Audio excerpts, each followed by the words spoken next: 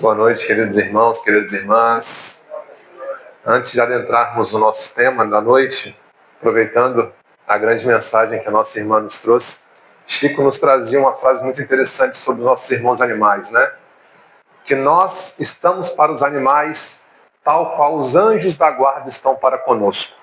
Então aí nós tiramos a importância que os animais têm para o nosso desenvolvimento moral e social. E ele diz mais, ele diz, aquele que maltrata um cachorro, aquele que maltrata um animal, que chuta um animal, ainda não aprendeu a amar. Então, no nosso grande bate-papo da noite de hoje, nós iremos falar justamente sobre isso, sobre amor. E antes de adentrarmos falar do amor, eu queria fazer uma pequena enquete com vocês, se vocês me permitem. Quem hoje ouviu falar que é amado? Só uma pessoa recebeu um eu te amo hoje? 2. Quem disse eu te amo hoje? 3, 4. Muito bem. Então, como Jesus, né, e o Pai Celestial cuidam muito bem de nós e nos proporcionam sempre oportunidades, nós teremos a oportunidade de agora olhar para o lado, olhar para o nosso irmão, para a nossa irmã e dizer e receber eu te amo. Vamos lá?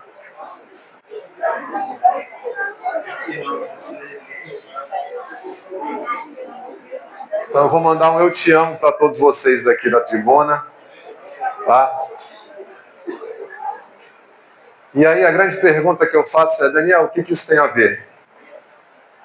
O que isso tem a ver com a palestra de hoje? Né? Porque Jesus diz para nós que com isso todos saberão que sois os meus discípulos, se amarem uns aos outros. Então em João 13:35 ele dá essa mensagem para a gente, que os seus discípulos serão reconhecidos por muitos se amarem. Então nós temos uma grande missão já, como discípulos de Jesus, de nos amarmos, de entendermos, de compreendermos aqueles que estão ao nosso lado. Porque se nós optarmos em não seguir este caminho, nós estamos optando por não seguir Jesus. E Daniel, o amor é lindo, é maravilhoso, mas muitas das vezes é difícil externar este amor. Porque o mundo é muito corrido, não é isso? A nossa vida é cheia de tribulações, cheia de preocupações.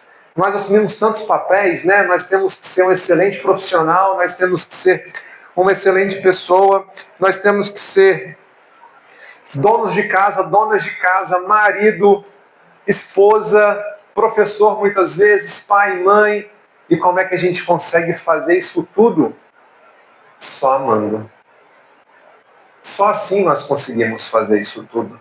Porque se o amor é a força motriz que nos move, que nos leva próximo ao Criador, não há outro caminho senão o de amar. Então, entendendo que o amor é a lei, ou seja, Jesus veio e disse, amai-vos. Né? Ele pega todos os mandamentos e reúne tudo em 2 mandamentos. Vocês lembram quais são esses mandamentos? Amai o próximo como a ti mesmo e amai a Deus sobre todas as coisas. E aí Jesus é tão sábio, que ele começa a sua pregação trazendo isso para nós, colocando como referência nós. Ou seja, se eu não gosto que alguém faça algo para mim, ou se eu espero que alguém faça algo por mim, eu tenho que fazer aquilo para aquela pessoa. Não é assim que funciona? Na oração do Pai Nosso também não é assim? Senhor, perdoai como eu perdoo aqueles que me ofendem. Então entenda que é uma troca, é reciprocidade. O amor tem isso. E nós vamos entender um pouquinho mais sobre isso hoje. E nesse contexto de amar, Jesus também compreende que nós, àquela época, éramos muito limitados, moralmente e intelectualmente. Faz sentido? Podemos fazer a seguinte reflexão. Se nós, àquela época, tivemos a coragem de crucificar alguém, é sinal que a nossa moral não era tão elevada. É sinal que nós tínhamos outros interesses que não o do amor. E aí Jesus, entendendo isso, antes de partir, ele diz uma coisa muitíssimo interessante. Ele fala: eu vos dou um novo mandamento. Amai ao seu próximo, como eu vos amei. E aí ele sai de uma régua muito baixa, que era a nossa moral àquela época, e coloca na régua do Cristo. Ou seja, ele nos dá parâmetros verdadeiros para nós evoluirmos moralmente e intelectualmente através do amor.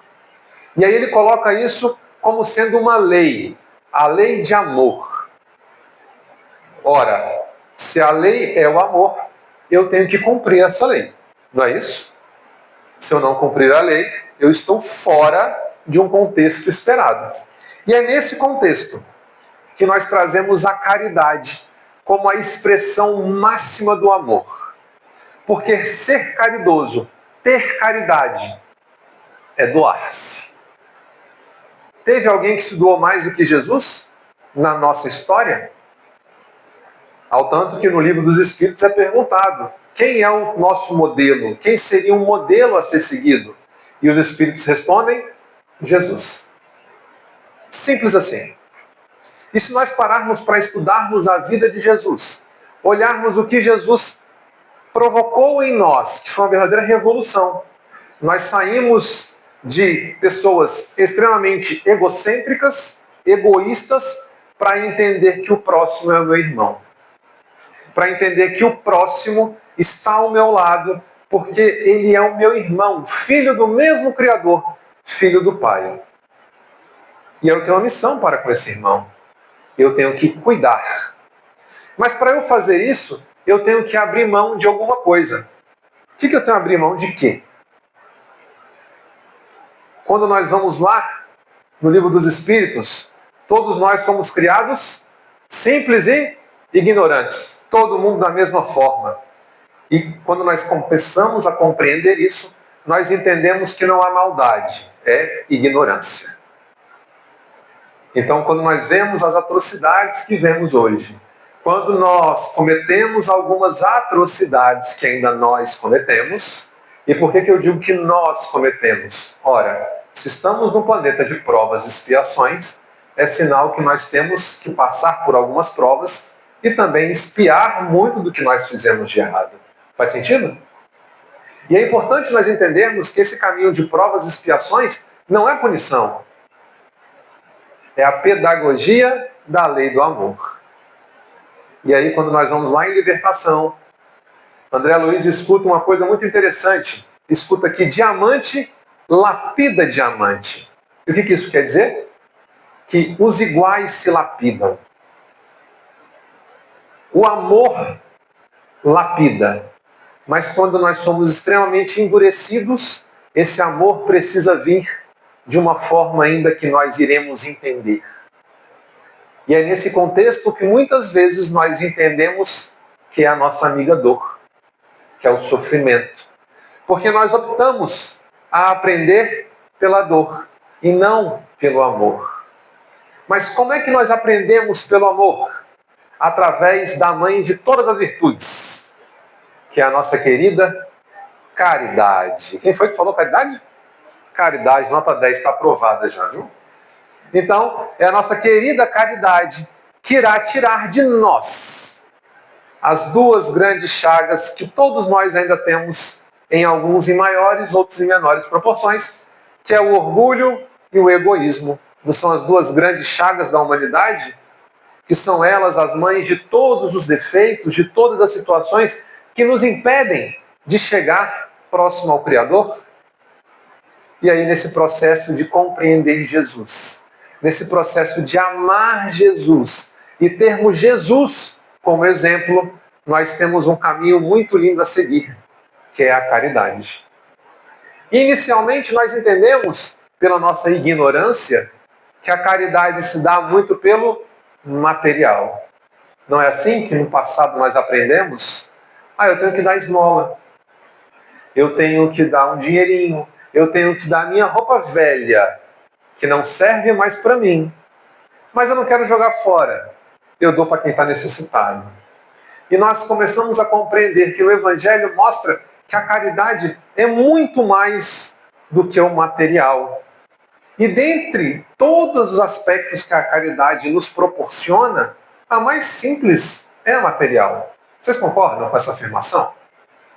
É muito simples para alguns de nós abrirmos mão daquilo que nos sobra. Mas será que nós já temos a condição, eu tenho certeza que muitos aqui já têm, a condição de abrir mão daquilo que para nós é o necessário? Porque está aí a verdadeira caridade. Todos concordam que o tempo é algo extremamente precioso? O tempo é tão precioso que a gente se perde nele. Muitas vezes nós queremos voltar no tempo e não é possível. E ficamos presos num tempo que já passou, de uma realidade que não existe mais, porque já passou e nós não podemos fazer nada.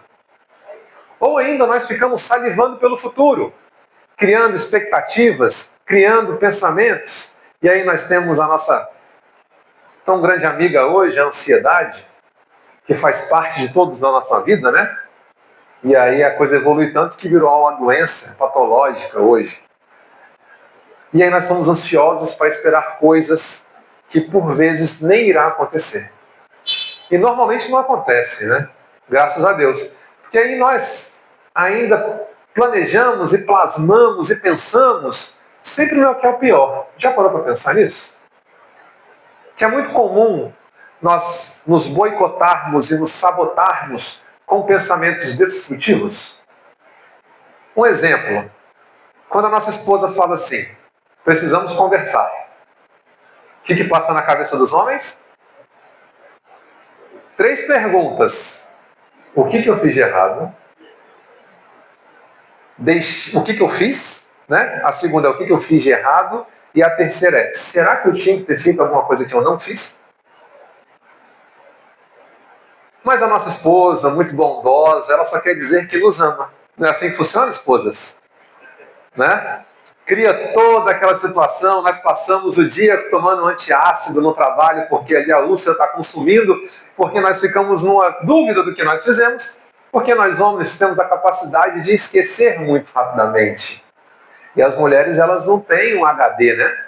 Elas têm um SSD de 1 tera, que guarda tudo e tem um rápido processamento de buscar informação. Coisas que ainda nós, homens, estamos na época do disquete, né? Para quem é muito novo, gente, todos somos muito novos, mas a gente vai ver na internet isso aí, disquete era uma forma de a gente guardar as coisas, tá? Era um discozinho assim que a gente botava no computador. Mal cabia uma música. Mas era o que nós tínhamos, era a nossa memória masculina. É por isso que as mulheres vão para o céu mais rápido, não é assim?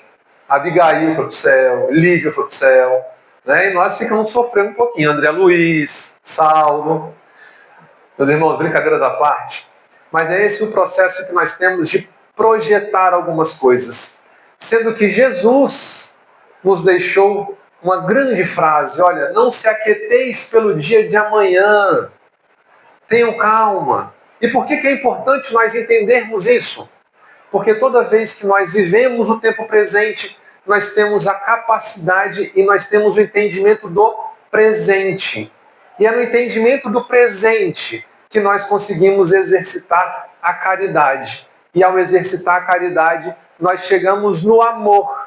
E ao chegarmos no amor, nós começamos a cumprir o nosso grande dever, que é o de amar. E ao amarmos, nós desconstruímos aquele homem velho da ignorância, permitindo surgir um homem novo, o homem revigorado, o homem transformado. Nós começamos a ser os discípulos de Jesus. E existe uma grande diferença entre ser discípulo e apenas conhecer Jesus. Há uma diferença ainda maior quando nós optamos em sermos os apóstolos de Jesus, né? Enquanto nós estávamos na presença do Mestre, muitos de nós que o ouvíamos éramos seus discípulos. Entendíamos a sua mensagem, mas ainda não conseguíamos colocar em prática. Mas aí, passado alguns milênios, nós internalizamos essa mensagem e nos transformamos em apóstolos, colocando em prática, na nossa vida, após a nossa transformação moral, os ensinamentos de Jesus. E aí, nesse contexto de nós entendermos o que é o amor, perguntas para Jesus, como que é para alcançarmos o reino dos céus? Mestre, como nós alcançaremos o reino dos céus? E aí Jesus conta aquela grande história, né? Que olha, um rei olha para os seus discípulos e diz: sentará à minha direita aqueles que tiverem alimentado, aqueles que não tinham que comer. Não é mais ou menos assim a história, vocês lembram? Aqueles que tinham frio e vocês me agasalharam. Aquele que estava preso e foste me visitar, mas estarão longe de mim. Aqueles que tinham todas as necessidades e não foram atendidos. Então repare que nessa pequena mensagem, Jesus traz algo muito interessante para nós. Que nós devemos amar, não por alguma coisa, mas apesar de alguma coisa. Explico. É muito fácil nós amarmos aquelas pessoas que gostam de nós. Não é fácil? Por isso eu amo. É muito fácil amar meu filho porque é meu laço consanguíneo. É o meu filho. Por isso eu amo. Ah, eu vou no centro espírita fazer um grande bate-papo e peço para todo mundo dizer que se amam. É muito fácil, porque nós estamos protegidos numa psicosfera onde todos nós temos o mesmo propósito. É fácil nós olharmos para o nosso irmão e dizer que amamos. Não é fácil? Alguém aqui casou por ódio? Quem casou por amor? Quem é casado, casou por amor. Quem está no relacionamento por raiva? Nós estamos nos nossos relacionamentos por amor. Não é isso? E Emmanuel diz que se casaste por amor e um dia percebeste que não tem tanto amor mais, dobre a quantidade de amor. Porque somente o amor é capaz de resolver os problemas. Então, eu amo por N razões. Eu amo minha esposa por ela ser uma excelente dona de casa, por ela ser uma excelente companheira, uma excelente amiga, por dar uma educação fantástica para o nosso filho. Aí eu amo por. Agora a grande pergunta é, será que nós temos a capacidade de amar pelo apesar de? Apesar de ser muito teimosa, eu a amo. Apesar daquela pessoa do meu trabalho não gostar muito de mim, eu me esforço para amá-la. Vocês conseguem compreender a diferença? Porque enquanto nós estivermos amando por alguma razão, nós estamos longe da mensagem do Cristo. Porque a mensagem do Cristo exige de nós abnegação. Ela exige de nós a transformação diária. E isso se dá através do esforço. Mas é isso que a mensagem do Cristo traz para nós. Que nós precisamos nos esforçar diariamente para nos transformarmos. Ao ponto de que poderemos amar as pessoas apesar de estarem em condição de rua. Apesar de estarem detidas por crimes que cometeram contra a sociedade. Apesar de não serem do meu seio familiar, eu as amo. Faz sentido? Porque foi isso que Jesus falou para aqueles que não tinham o que comer, não tinham onde dormir e onde estavam em cárcere. Olha que interessante. E aí nós temos essa oportunidade de fazermos isso? Em Mossoró tem moradores em condição de rua? Tem, não tem? Eu estava ouvindo no rádio, inclusive, essa semana, que mostra o quanto que aumentou a quantidade de moradores de rua em Mossoró. E ao lembrar disso, eu lembrei de uma pequena história. Quando nós começamos o trabalho de evangelização, nós não somos de Mossoró, somos de Brasília. E até comentei com o Rafa, quando nós chegamos aqui, que a estrutura do CAEROS é muito parecida com o centro que nós tínhamos em Brasília. Então foi um momento muito gostoso de relembrar como que era a nossa casa espírita. Então, mais uma vez, gratidão por essa oportunidade. E aí, nessa casa espírita, nós tínhamos em torno aí de uns 30, 40 jovens que faziam parte da evangelização, chegando às vezes até 50 entre crianças e jovens. E os jovens, eles gostavam muito dos trabalhos que nós fazíamos de assistencialismo. Então, eles pediam para fazer doações, né? Por vontade, despertou neles a evangelização, despertou nesses evangelizandos a vontade de fazer o bem. Então, percebemos que a semente, ela dá fruto, né? E aí eu me lembro, certa feita aqui em Brasília, não sei quem teve a oportunidade de conhecer, mas em Brasília, na época de julho, faz muito frio. É um frio realmente que massacra aquelas pessoas que estão em condição de rua.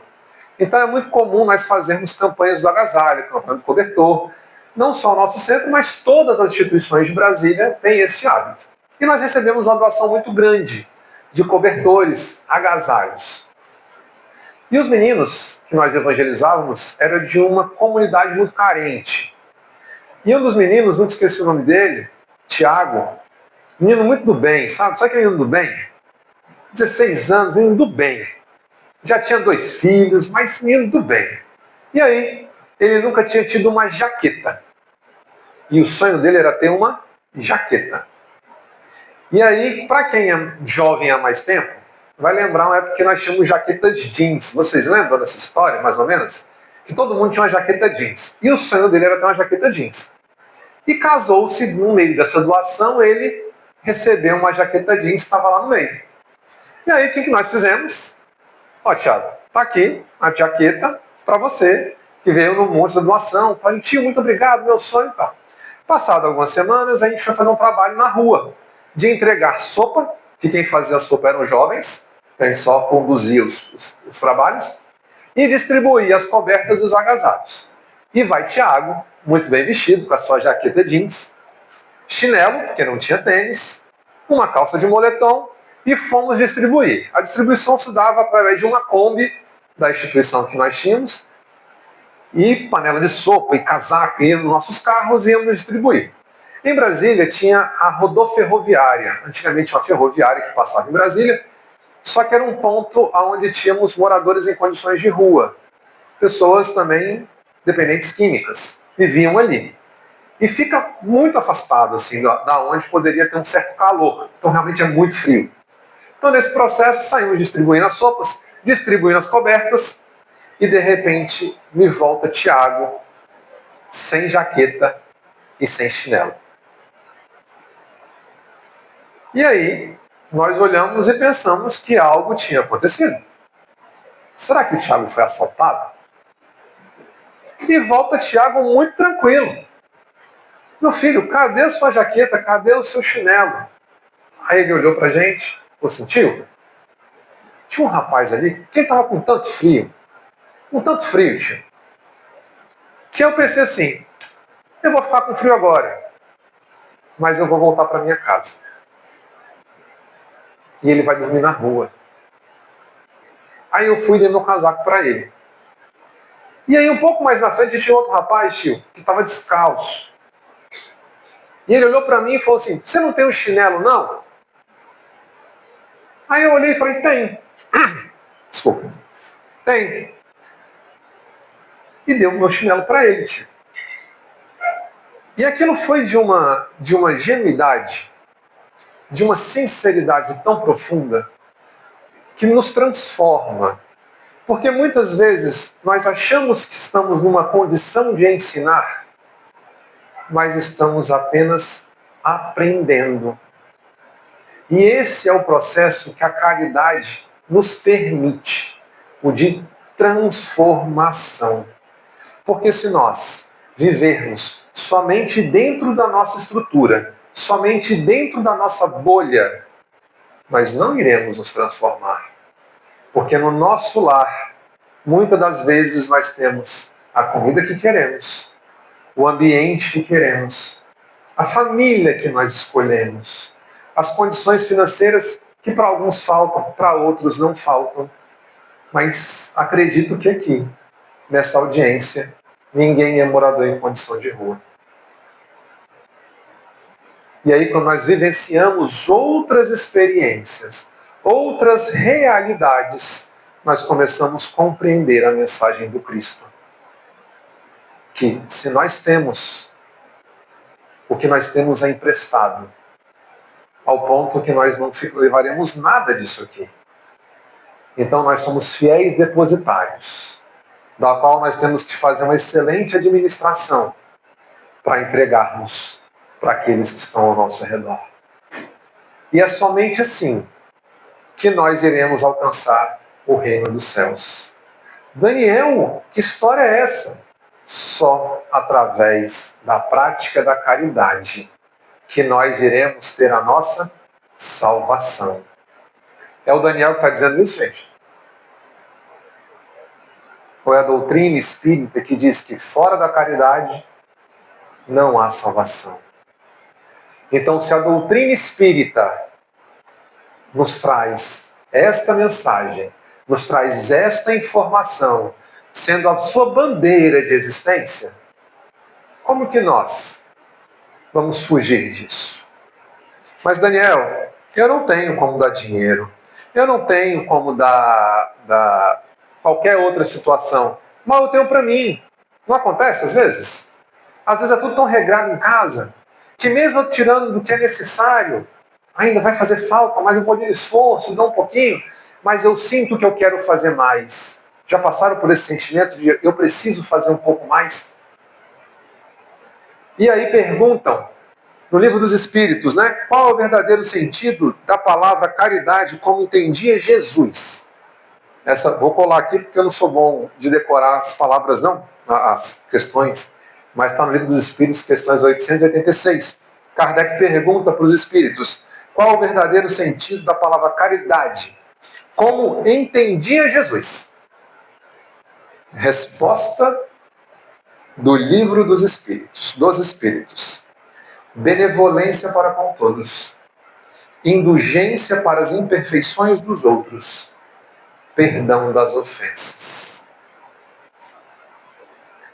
Algum momento teve material envolvido aqui? Mas é óbvio que é importante a caridade material para aqueles que não têm, tá, gente? Mas o que a mensagem quer dizer é que o mais importante é como nós tratamos os nossos irmãos. Quando ele diz benevolência para com todos, ele está dizendo assim, ó, seja bom para as pessoas que estão ao seu redor. E o que é ser bom, gente? Bom é atender tudo que o outro quer? Não. Que muitas vezes faz mais mal do que bom, né? Mas ser bom para com os outros é nos colocarmos na figura de Jesus, como ele diz, como eu vos amei, e trazer essa bondade. Quando ele fala indulgência para as imperfeições dos outros. O que é indulgência, gente? Está lá no Livro dos Espíritos, está no Evangelho. Seja indulgente para com os outros. Ou seja, entenda e aceite as imperfeições dos outros, porque você também tem imperfeição. Nós também temos imperfeições. E é nesse contexto que nós precisamos entender o outro. E ao entender o outro não significa aceitar e defender o erro, mas aceitar e defender aquele que ainda erra. Vocês entendem a diferença? Quando Jesus esteve entre nós, encarnado, ele atendeu todas as pessoas que estavam em pecado. Não era assim? Mas ele sempre falava uma coisa e depois se curava os outros. O que ele falava? Vá e não peques mais. Em nenhum momento ele colocou a condição de não pecar para curar. É aquela história. Quando alguém está se afogando, não adianta tentar ensinar nada naquele momento. Salva do afogamento primeiro. Tira da situação da dor como nós podemos. E muitas vezes é olhar e falar assim, ó, cara, eu posso te ouvir. Eu posso doar aquele bem mais importante que eu tenho, que é o tempo. Eu posso me esforçar para ser bom e não constranger mais os outros. E é interessante essa questão do constrangimento. A educação que eu tive, na época, era uma educação que dizia assim, não leve desaforo para casa. Alguém cresceu assim? Ouvindo? Não leve desaforo para casa. E apesar de nos ensinar a nos defender, e meu pai era muito interessante, é muito interessante, mas à época ele falava assim: se você apanhar na rua, quando chegar em casa você apanha. Se você brigar na rua, quando chegar em casa você apanha. E aí eu olhei e falei: mas o que o senhor quer que eu faça? Aí, eu só quero que você se defenda e se afaste de qualquer confusão. À época eu não entendia muito bem. E hoje eu faço um paralelo com Jesus ensinou: dê a outra face. E quando Jesus fala dê a outra face, não é para a gente apanhar na outra face. Se nós recebemos a face da agressão, demonstra a face do amor para aquele que nos agride. Então, quando o meu pai, à época, na idade de Rafael, mais ou menos, me ensinava isso, era no sentido: meu filho, não retribua a violência com violência. Se afaste da violência. Mas se afaste de forma enfática, para eu entender que você entendeu a mensagem. Então, nesse nosso processo de educação, nós recebemos muito dessas informações, muito desses inputs, como nós dizemos no mundo empresarial, né? Ou seja, essas entradas de entendimento, de conhecimento para a nossa transformação. E muitas das vezes nós queremos não sermos indulgentes para com o próximo e queremos que o outro se transforme para ele poder me aceitar do jeito que eu sou. Ao ponto que nós devemos nos transformar para aqueles que ainda não se transformaram, para aceitar o outro do jeito que ele é. Porque o outro é uma criação tão única, que passou por tantas experiências, que pode ter vivido do seu lado. Irmão gêmeo, univitelino, nasceu no mesmo momento que você praticamente. Mas precisamos lembrar que é um espírito que tem outras vivências. E que isso nos torna diferentes. E nos torna especiais. E mais do que isso, cada um de nós é tão importante para o desenvolvimento um do outro, que estamos todos nós reunidos aqui. Será que Deus tem caridade para conosco? O que vocês acham? E aí nós vamos buscar na história alguma das caridades, que ele fala de ser bom. Todos aqui já conhecem a história de Joana de Cusa? Já conhecem? Joana de Cusa, bem resumidamente, era esposa de Cusa, de um rapaz de Cusa, né? E ela aceitou Jesus no momento onde já havia as perseguições dos cristãos. Porque nós éramos tão legais, que além de não aceitarmos Jesus, nós começamos a perseguir quem aceitava Jesus. Olha que legal que nós éramos na época, né? E eu digo nós, gente, como humanidade, tá? Estou falando que nós estávamos lá, não. Estou falando nós como humanidade ainda no processo evolutivo. Olha como todos nós éramos bondosos, né? Olha, eu não aceito Jesus e também não aceito que você aceite Jesus. E aí começou a perseguir Jesus. E nessa perseguição, Joana de Cusa foi perseguida porque se declarou cristã. E Joana foi presa juntamente com seu filho. E amarraram. E nós, humanidades, éramos tão bondosos que nós não matávamos, né? Tinha um pouquinho de crueldade. Então nós tacávamos fogo nas pessoas. Olha o nosso nível de ignorância. Mas aí sempre no meio da ignorância tem a luz. E aí Joana de Cusa, já pronta para passar pelo martírio, o guarda olha para ela e fala: negue Jesus, que eu salvo seu filho e você. E aí o filho de Joana olha para ela e fala: negue, mãe, negue Jesus. Joana olha com muita tranquilidade e fala: meu filho, o mestre disse que esse momento chegaria e é a hora do nosso testemunho de amor por Jesus. E aí o guarda, em risadas, taca fogo em Joana e olha para ela e fala: então quer dizer que esse seu Jesus te ensinou a morrer? Ela olha para ele com um sentimento, um olhar muito tenro e diz: não, ele me ensinou também a te amar. Então, quando nós olhamos a grandeza da pessoa que entendeu quem é Jesus, não importa no fogo que nós estivermos, nós teremos a capacidade de entender e termos indulgência para a imperfeição do próximo. Vai ser fácil? Não. Vai ser desafiador? Muitas das vezes. E aí é por isso que nós temos o roteiro da caridade. Tá fácil. Minha avó já desencarnou há algum tempo. Ela dizia que a vida é muito fácil de se viver, nós que complicamos. E aí nesse contexto eu falava assim, a minha avó, não sei que mundo ela vive, mas viver é difícil, vó. Ela falava, não, meu filho, é muito fácil. E ela desencarnou, eu sei entender muito bem qual o manual que ela seguia. E depois eu peguei um manual que está lá. É o livro moral, que muitos conhecemos como Bíblia, outros como Evangelho, outros como Ensinamentos de Jesus. E está lá o que nós devemos fazer. Então, quando nós encarnamos, nós temos o manual da vida. Nós temos o roteiro a seguir. E nós, por escolha, escolhemos não seguir muitas vezes o roteiro. Outros tantos de nós se esforçam, mas o roteiro está lá. E o roteiro diz justamente isso, que é através do esforço que nós nos transformaremos. Esse roteiro se chama o Homem de Bem. Em toda a passagem do Homem de Bem, se nós formos perceber, cada linha do Homem de Bem, ele está trazendo uma virtude da caridade. E aí nós vamos entender que nós temos a caridade para conosco, porque muitas vezes nós somos cruéis conosco mesmo.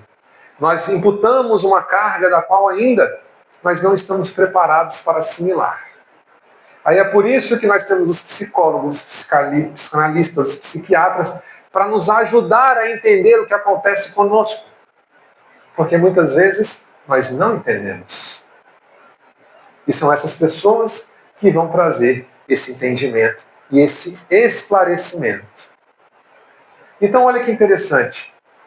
Quando eu entendo o homem de bem, quando ele diz que eu devo toda noite fazer uma reflexão das minhas atitudes, perceber se eu pude fazer todo o bem que eu poderia, se eu fui bom para todos aqueles que estavam ao meu redor, se eu não perdi a oportunidade de fazer o bem. Isso não é caridade?